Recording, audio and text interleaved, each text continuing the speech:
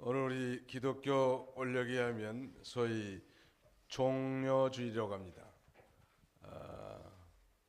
종려주의라고 불린 이유는 예수님께서 이제 공생의 최후에 십자가를 지시고 인류를 구원할 구속을 성취하기에 앞서서 이 마지막으로 이 예루살렘 성에 이제 입성할 때 많은 사람들이 종려나무 가지를 꺾어들고 예수님을 향해서 호산나 호산나 하면서 외치던 그런 풍습으로 말미암아 지어진 명칭이라고 할 수 있을 것입니다. 그러므로 이 교회마다 부활주의를 한 주 앞두고 한 주간 동안 이 고난주간을 정해서 특별 기도회로도 모이기도 하고, 또 이 기간 동안 주님의 고난의 의미를 되새기고 구속의 은혜에 감사를 회복하면서, 더 나아가서도 이제 우리 그리스도인들도 예수님을 위한 고난, 즉 그리스도의 남은 고난에 동참하는 그런 기간으로 삼고 있습니다. 오늘 본문 7절 말씀을 보시겠습니다. 그는 짓밟히고 괴롭힘을 당하여도 그 입을 열지 않았으며 도장으로 끌려가는 어린 양 같고 털 깎는 사람 앞에 양같이 잠잠하여 그 입을 열지 아니하였다. 오늘 7절에 보시면 한 절에 두 번씩이나 그 입을 열지 않았으며 그 입을 열지 아니하였다라고 반복하고 있습니다. 입을 열지 않았다고 하는 것은 곧 침묵했다는 것을 뜻하는데요. 오늘 이 말씀에 의지해서 이 그리스도의 고난 중의 침묵, 이런 제목으로 하나님 말씀을 증거하고 은혜 받고자 합니다. 우리 제목을 한번 따라서 해보실까요? 그리스도의 고난 중의 침묵.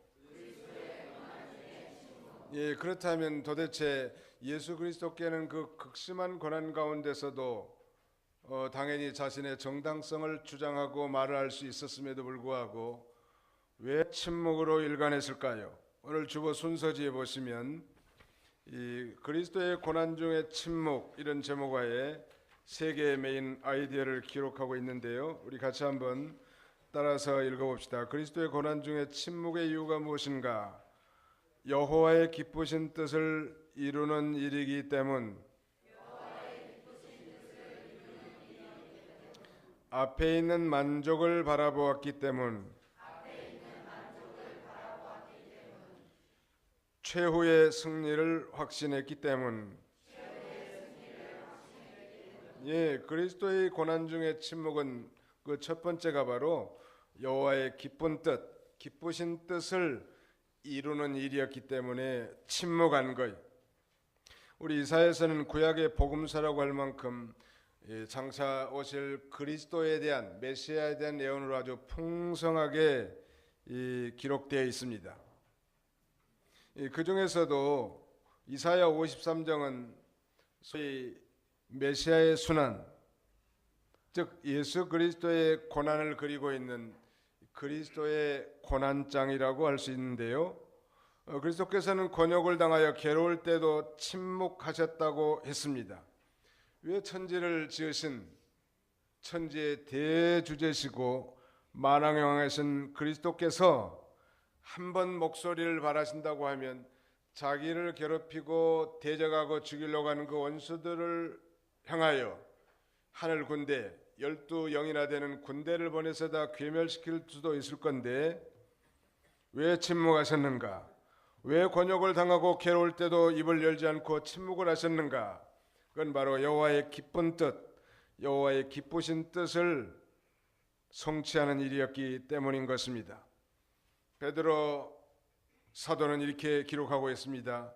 부당하게 고난을 받으면서도 하나님을 생각하면서 참으면 이것이 은혜니라 라고 말씀하고, 계속해서 그는 너희가 죄를 지어 매를 맞고 참는다면 무슨 칭찬이 있겠느냐? 그러나 오직 선을 행함으로 고난을 받고 참으면 이는 하나님 앞에 은혜로운 일이니라.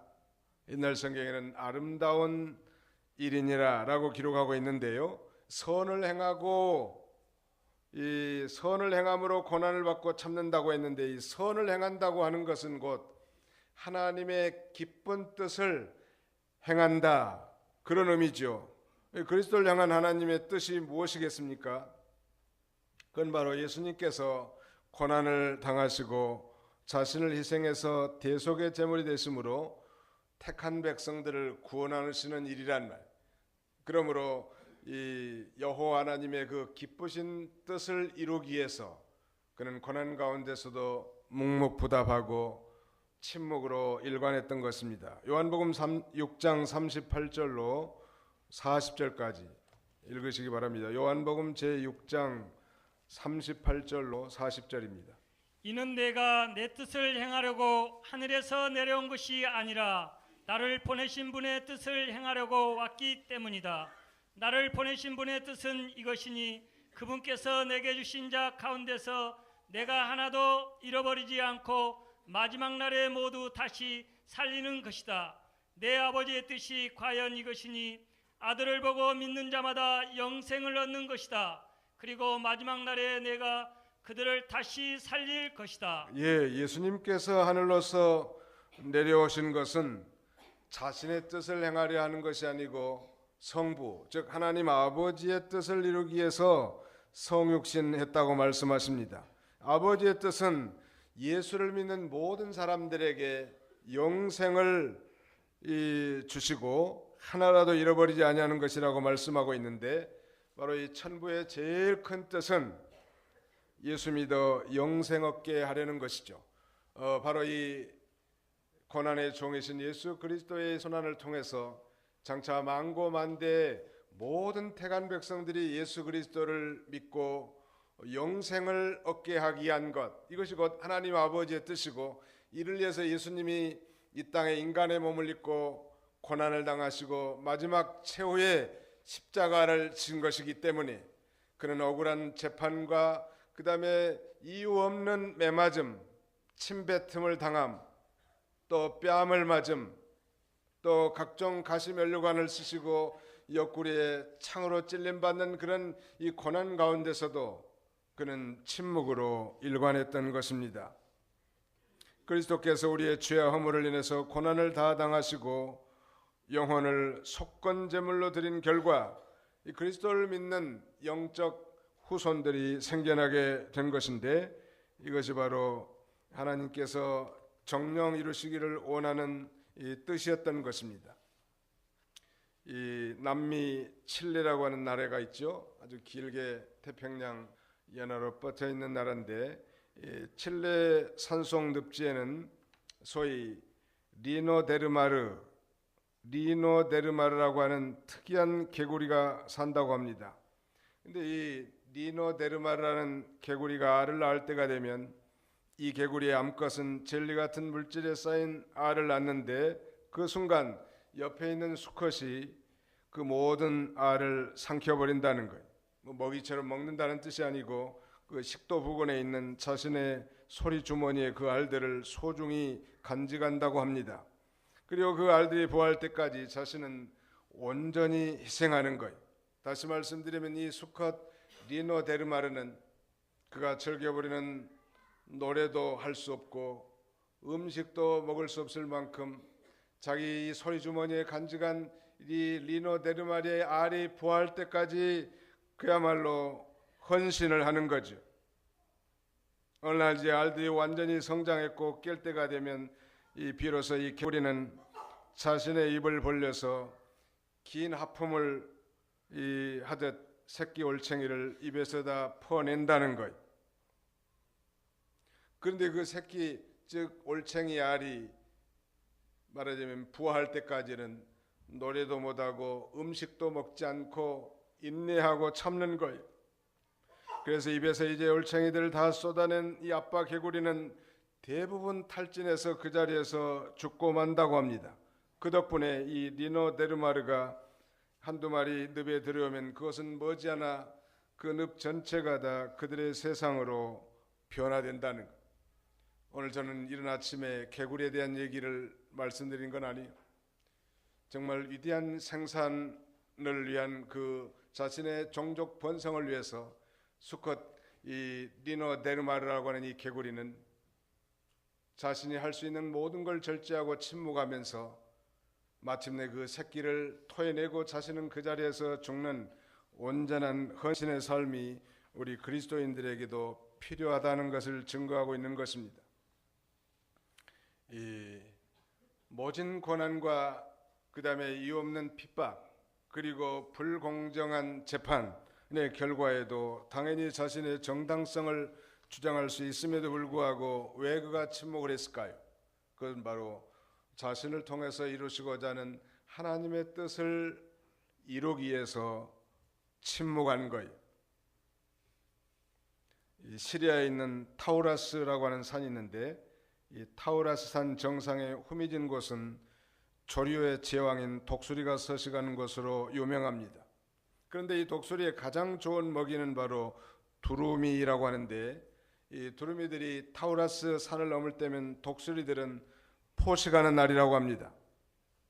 이 산을 오르는 두루미들을 독수리가 여지없이 공격하는 건데 독수리의 먹이가 되는 두루미는 이동할 때 큰 소리를 내면서 이동을 하기 때문에 그 소리를 듣고 이제 이 타우라스 산에 살고 있는 이 독수리가 쫓아가서 사냥을 하는 것입니다.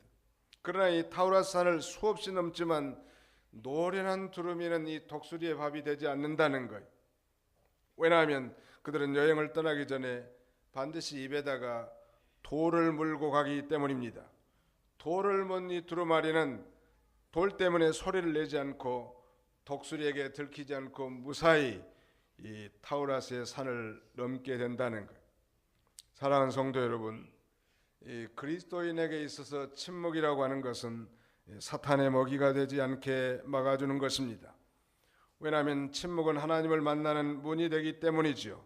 하나님의 언어는 침묵이고 그리스도인의 침묵은 성화의 본질에 속한 것입니다. 말을 잘하는 것은 좋은 일이지만 그러나 침묵은 더 좋은 것입니다. 물고기는 항상 입으로 낚인다는 사실을 우리는 기억해야 합니다. 예수님께서 극심한 고난 중에서라도 침묵을 할 수 있었던 것은 자신이 고난당하고 이제 십자가의 죽음으로 말미암아 위대한 하나님의 뜻을 이루는 것이었기 때문인 것입니다. 오늘 우리는 어떻습니까? 고난 중에라도 침묵하면서 범사에 헤아려 하나님의 뜻을 순종하시나요? 우리는 매번 주기도를 드릴 때마다 뜻이 하늘에서 이루어진 것처럼 땅에서도 이루어지이다라고 기도합니다. 그러면서도 실상은 하나님의 뜻이 아니라 주님의 뜻이 아니라 자기 뜻과 자기 주장대로 살기를 잘한다는 말. 우리 통일찬송가 217장에 보면 이 주님의 뜻을 이루소서라고 하는 이런 찬송 제목이 있는데요. A.A. 폴라드라고 하는 사람이 이 노래를 지었는데 1902년 이 폴라드 양은 아프리카 선교사로 가는 것이 그의 뜻이고 그의 소원이었다고 합니다. 아무리 기도를 해도 그 뜻이 좀처럼 응답되지 않았고 그래서 쉬지 않고 하나님 앞에 기도했지만 그 기도의 응답이 연락되지 않았다는 거예요. 그러던 어느 날 나이 40이 됐을 때 저녁 기도하는 중에 자신의 옆에서 기도하는 그 할머니의 기도 소리를 우연찮게 듣게 됩니다. 그 할머니는 이렇게 기도했다고 합니다. 주님의 뜻과 섭리만 우리에게 이루어지게 하소서. 이런 그 할머니의 기도 소리에 은혜 받고 마음속에 있던 불만과 그 다음에는 원망 그리고 고통이 말끔히 사라지면서 자신도 이제 주님의 뜻을 이루소서라고 하는 이런 찬송시를 작시했다고 합니다. 주님의 뜻을 이루는 것이라면 이제 고요히 고요한 중에 기다릴 것입니다. 주님의 뜻을 이루는 것이라면 주님 발 앞에 엎드려 기도할 것입니다. 주님의 뜻을 이루는 것이라면 병들어 몸이 피곤할 때라도 주님의 권능의 손으로 새롭게 해줄 것을 믿을 것입니다. 주님의 뜻을 이루는 것이라면 주님이 온전히 자신을 주장하기를 바랄 것입니다. 라고 노래하는 거예요. 오늘 우리 성도들 향한 하나님의 뜻은 무엇일까요? 먼저 그의 나라와 의를 구하는 생활이겠죠. 그리고 그 속에서 침묵하면서 어떤 고난이 와도 하나님의 주권을 믿고 이제 모든 것을 하나님께 맡기는 삶일 것입니다.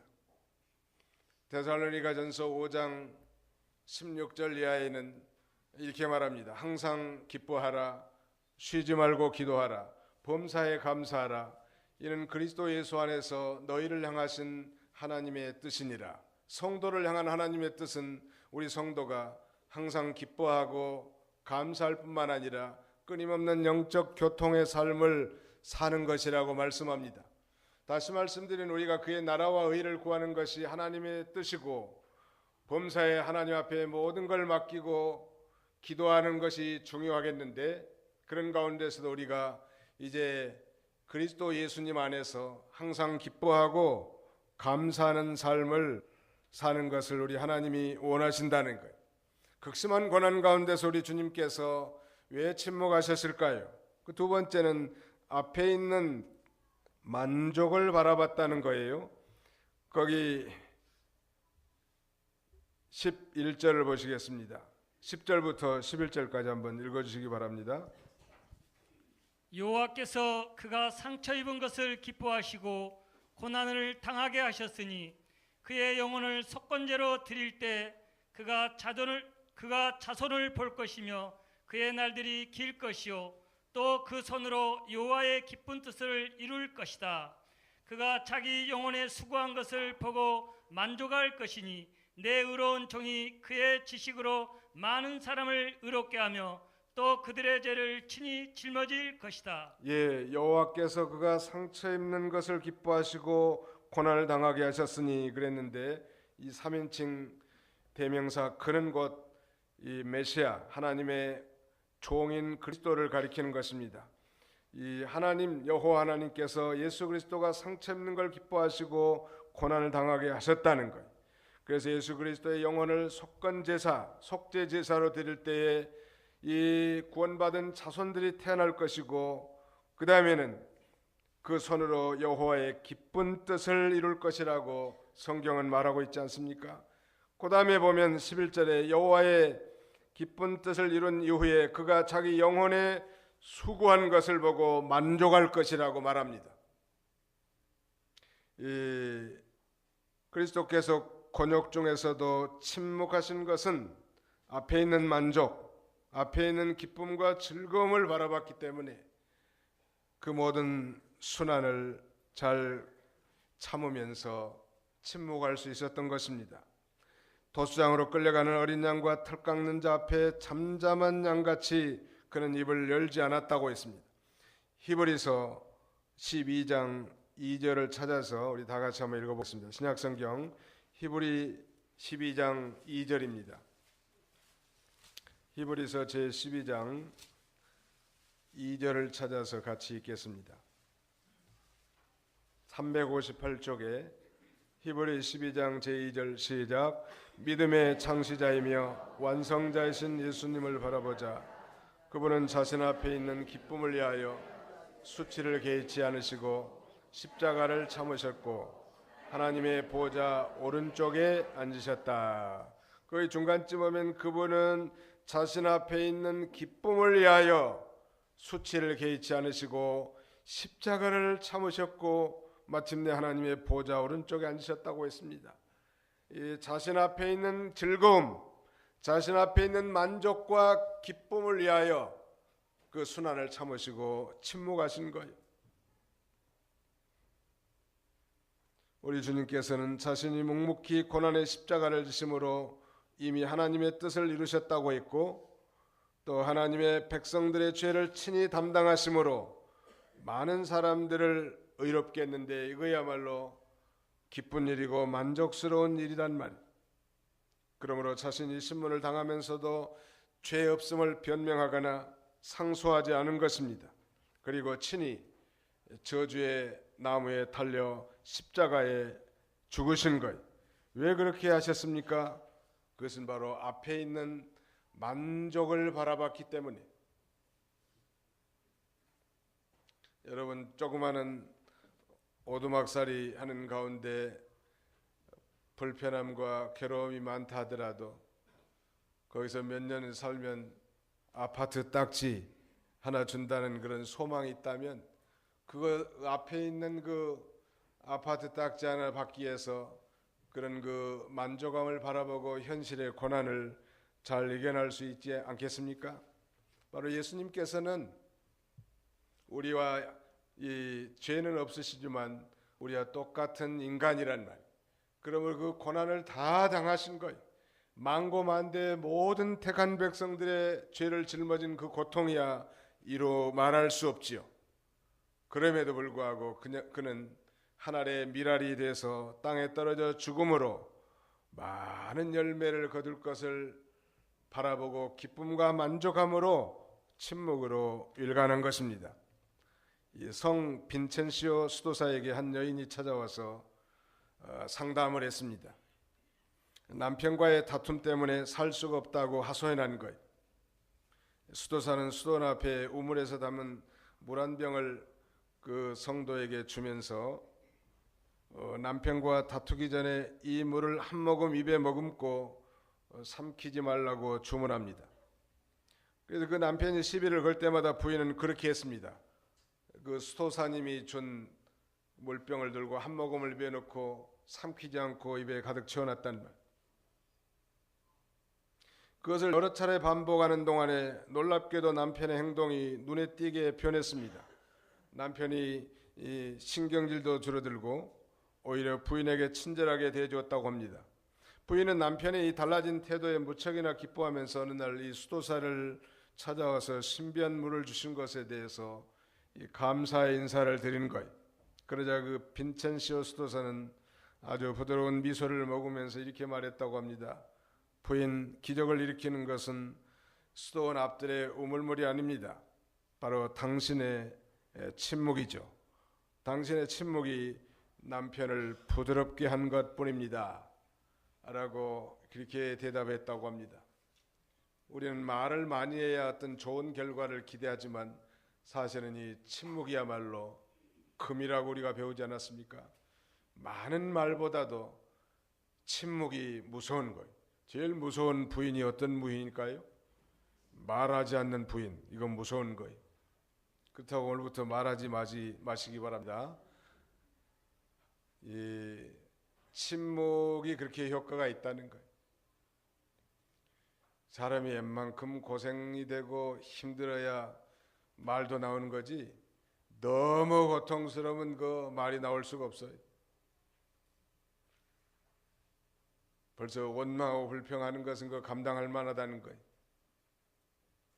우리 예수님의 침묵을 소위 로얄 사일런스, 즉 왕적 침묵이라고 합니다. 그의 침묵으로 말미암아 오늘 저와 여러분들이 예수를 믿고 구원받은 하나님의 자녀로서 영생을 얻어 천국 백성이 되지 않았습니까? 만약 예수님이 침묵하지 않았더라면, 아니 정말 하늘의 12영이나 된 이 군대를 동원해서 저들을 다 멸했더라고 한다면 예수 그리스도의 구속 성취, 즉 하나님의 기쁘신 뜻을 결코 이룰 수 없고 그도 만족할 뿐만 아니라 그의 후예들도 탄생하지 못했을 거예요. 마지막 예수 그리스도의 침묵의 이유 세 번째는 최후의 승리를 확신했기 때문입니다. 12절 보실까요?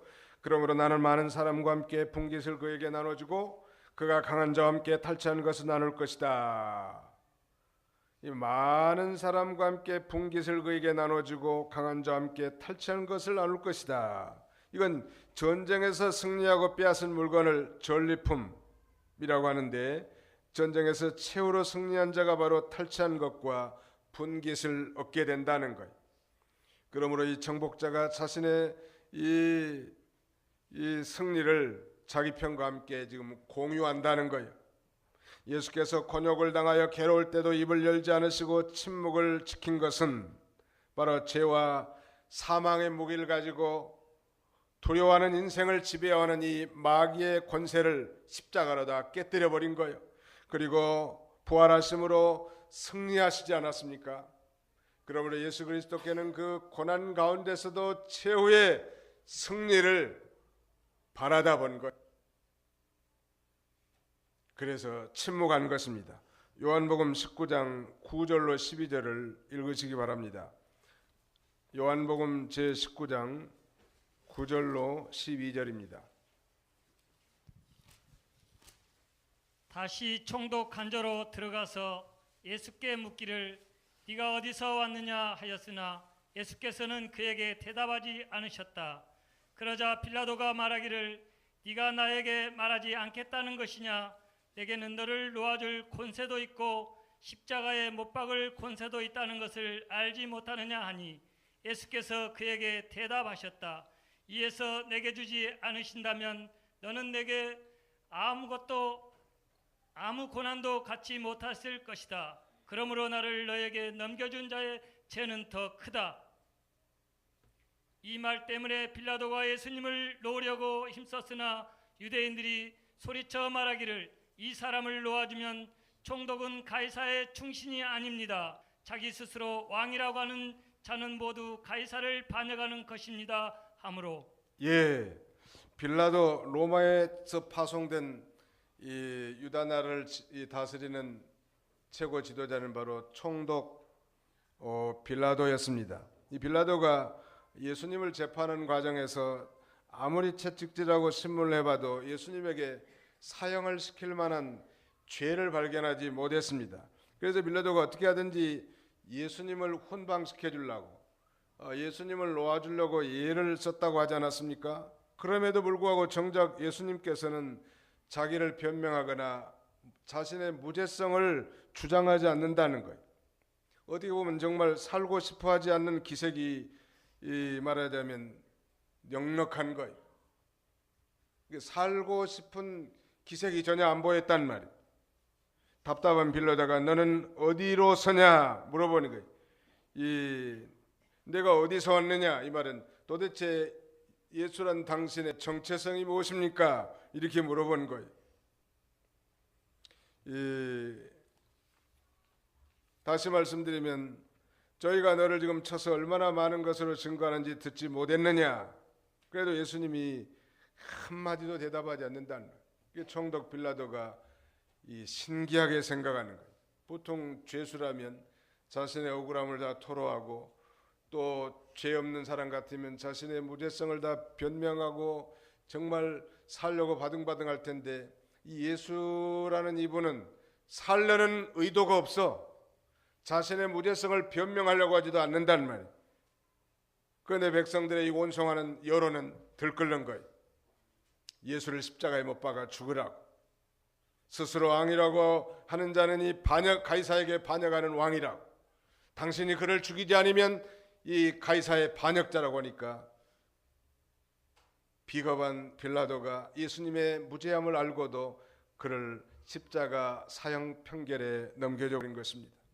그렇다면 우리 주님께서는 왜 억울한 고난과 판결 가운데서도 침묵하셨을까요? 그것은 이제 재판이 끝나고 십자가에서 이제 자신은 처형될 것은 번연한 일이지만 저 죽음 저편에는 하나님의 택한 백성들이 구원을 얻게 되고 뿐만 아니라 자신은 3일 만에 다시 부활할 이 승리를 바라보고 있었기 때문에 다시 말씀드리면 그 승리가 기다리고 있는 걸 확신하고 있었기 때문에 그는 침묵으로 일관한 것입니다. 그래서 이 사망에서 종노릇하는 인생들에게 그의 구속으로 말미암아 참된 자유와 영원한 생명을 우리에게 주신 거예요. 이 고도원 씨라고 하는 사람이 미국의 이 한국일보에 늘 컬럼을 게재하는데 고도원의 아침 편지 이런 글을 보니까 이렇게 그는 쓰고 있습니다. 입을 열어 다툼이 되느니 차라리 입을 닫는 것이 좋을 때가 있습니다. 말 때문에 싸움의 불길을 키우느니 차라리 침묵하는 것이 좋을 때가 있습니다. 침묵은 때로 끊길만 했던 다른 사람과의 관계를 이어주기도 하고 그 사람과의 과거, 현재, 미래를 다시 연결해 줍니다. 그래서 침묵은 금이며 성숙된 인격의 한 표현입니다. 라고 쓰고 있습니다. 예수 믿는 사람이라면 억울한 누명을 쓰기도 하고 이 원치 않는 인격적인 모독이나 또 인격의 유린, 물질적인 손해는 말할 것도 없고 억울한 그런 가운데 걸어 있을 때 오늘 과연 우리는 어떻게 처신해야 될 건지 우리의 스승이며 상전이신 바로 예수님과 같이 침묵으로 일관하며 도리어 책임을 자기가 지는 건가 아니면 믿지 않는 사람과 같이 똑같이 아니 그 이상으로 행동하는가? 아니 그렇게 행동하는 사람을 바보 취급하고 병신 취급하지는 않는가? 우리 자신들로 한번 되돌아보고 이 고난주간을 시작하는 이 첫날에 우리 자신들도 정말 이유 없이 이 배신당하기도 하고 고난당하기도 하고 따돌림을 당하기도 하고 아니 인격적 인권의 유린을 당할 때가 있다 할지라도 우리도 예수님과 같이 묵묵히 그 고난을 감내하면서 침묵을 해보시는 것이 어떨까요? 우리 자신들로 한번 곰곰이 생각해 보면서 과연 나는 그리스도인으로서 이런 침묵을 통하여 이 나의 침묵을 통하여 하나님의 기뻐하신 뜻이 이루어지고 나의 침묵을 통하여 정말 참된 만족과 기쁨을 누릴 뿐만 아니라 최후의 승리의 삶을 살아간다면 그래도 예수님의 제자답지 않겠습니까? 성경에 보니까 예수 믿는 장로들로 하여금 고난의 증인이라고 말합니다. 오늘 우리는 예수 그리스도로 말미암은 그 영광에도 참여한 자들이지만 동일하게 예수 그리스도와 함께 우리 몫에 태인 고난도 우리가 함께 나눠야 할 것입니다. 고난 없는 영광이라는 건 존재하지 않아요.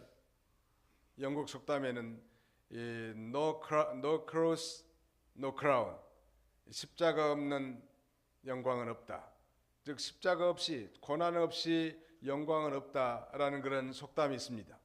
정말 예수 그리스도가 그 영광스러운 부활에 참여하고 그 영광스러운 구속의 은혜에 참여하기를 진정으로 원한다면 이 땅에서 우리가 공동체에 가입해서 우리에게 주어진 모든 직무를 감당해야 합니다. 소위 썬데이 크리스찬으로서 적당하게 주일날 하나님의 말씀을 듣고 바람과 함께 사라진다고 하면 그 진정한 그리스도인이라고 말할 수 있을까요? 우리 주님이 그렇게 가르치시지 않으셨고 또 그런 가운데 정말 하나님의 기뻐하신 뜻이 이루어지겠냐는 말이에요. 이 고난주간에 우리 자신들의 부족함을 좀 발견하고 우리 주님의 고난의 만번지라도 참여할 결심을 하고 새롭게 좀 새로워져서 이 그 부활의 영광에 참여하고 우리 하나님을 기쁘시게 해드리는 그런 저와 여러분들의 삶이 다 되시기를 주님의 이름으로 축원하는 바입니다. 기도합시다.